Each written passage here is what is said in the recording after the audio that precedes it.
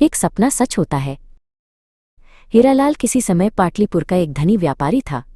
मूर्खतापूर्ण निवेश और एक उदार स्वभाव के कारण जल्द ही उसकी सारी संपत्ति समाप्त हो गई और अंततः उसे अपना बड़ा घर बेचना पड़ा और एक साधारण कुटिया में रहना पड़ा। उसकी मुसीबतें उसके दिमाग पर भारी पड़ने लगीं और हर दिन वो काली के मंदिर में जाकर प्रार्थना करता।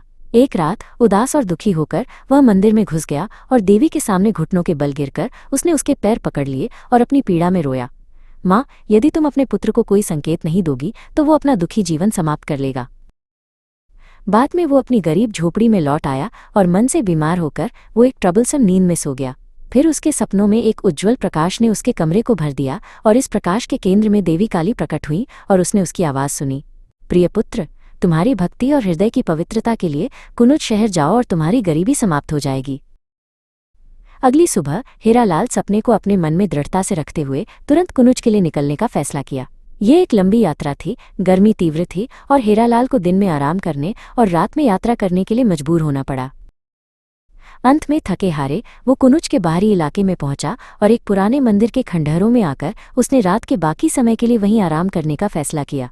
रात के दौरान हीरालाल चिल्लाने और दौड़ने की आवाज़ से जाग गया।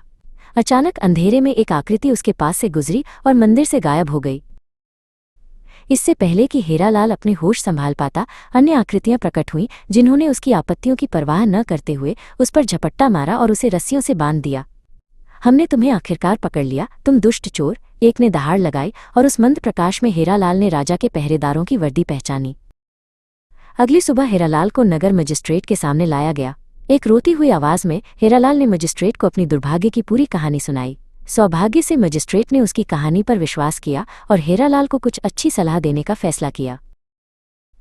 तुम्हें सपनों पर विश्वास नहीं करना चाहिए क्योंकि तुम्हारे सपने ने तुम्हें मुसीबत में डाल दिया है। मैंने खुद एक सपना देखा था कि अगर मैं पाटलिपुर गया और मंदिर के पास एक कुटिया के पिछवाड़े में एक पीपल के पेड़ के नीचे खोदा तो मुझे सोना मिलेगा। मैं 1 गज भी यात्रा नहीं करूंगा, 50 मील तो दूर की बात है, केवल एक सपने के लिए, मजिस्ट्रेट ने जारी रखा। इसलिए मैं तुम्हें घर जाने की सलाह देता हूं और मूर्खतापूर्ण सपनों पर विश्वास करना बंद कर दो। हीरालाल अदालत से बाहर लड़खड़ा गया। उसका मन चक्कर में था क्योंकि वो उस घर को जानता था जिसके बारे में मजिस्ट्रेट ने बात की थी, वो उसका अपना था। रात और दिन यात्रा करते हुए हीरालाल अपने गृहनगर वापस भागा। जब वो पाटलिपुर पहुंचा तो वो सबसे पहले मंदिर में प्रार्थना करने और देवी काली को उनके आशीर्वाद के लिए धन्यवाद देने गया। उसी रात हीरालाल ने पीपल के पेड़ के नीचे खुदाई शुरू कर दी। फिर जैसे ही भोर हो रही थी उसने 1, 2, 3 बड़े मिट्टी के जार खोजे। उन्हें एक एक करके अपने घर में ले जाने में उसकी बची हुई सारी ताकत लग गई। और क्या खुशी जब उसने पाया कि वे कीमती सोने के सिक्कों से भरे हुए थे।